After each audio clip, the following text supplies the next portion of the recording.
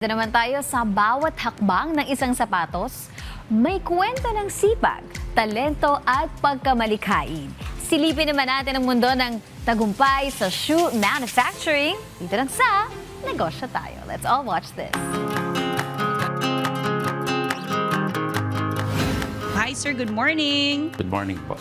Alright, pag-usapan natin yung naging journey nyo sa pagnenegosyo. Off-cam, you told me, high school pa lang po, very exposed na tayo sa mundo ng business. Can you tell us more about this? Opo, actually nagsimula yung isip ko sa pagsasapatos kasi parang ito na yung naging playground namin. Yung typical na gawaan ng sapatos sa Marikina, yung taas ang bahay, tapos sa baba ang pagawaan. So, lumaki kami na ang kasama namin mga manggagawa ng sapatos. Madali ba, Sir Neil, ang pumasok sa pagnenegosyo ng sapatos, ng bags, lalo na dito sa Marikina na pare-pareho din po yung mga ibinibenta? Hindi ko po masabing madali, hindi ko rin masabing mahirap. Yun nga po, namulat kami sa ganitong hanabuhay. Sa personal kong opinion, nasanay kami, nag-i-enjoy ako, personally nag-i-enjoy ako dun sa ginagawa namin. Importante siguro yun na yung gusto mong hanap buhay, nag-i-enjoy ka. Kasi pagka napipilitan ka lang, baka mas mahirap. So Sir Neil, how long have you been doing this?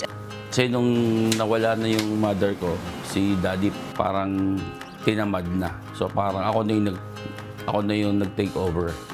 So mga mali year 2007.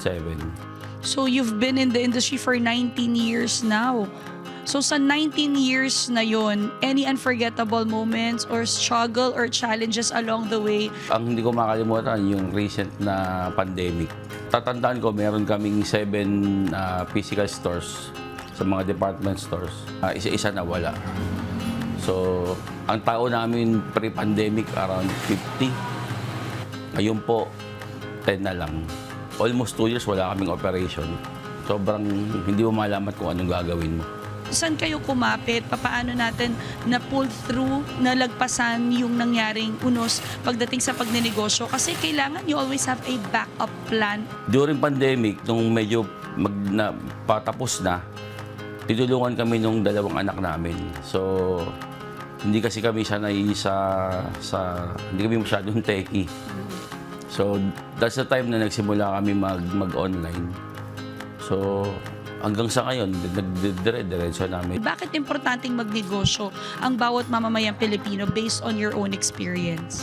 Kailangan maghanap buhay para mas maging kapakipakinabang.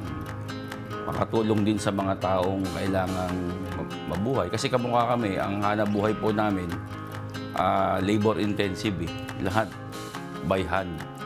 So marami po kaming tao na natutulungan. Wala yan sa laki ng puhunan. Nasa galing yan ng diskarte. Another journey naman po sa pagnenegosyo ang aming itatampok sa susunod nating pagkikita, mga kanegosyo. Kaya naman tara, negosyo tayo!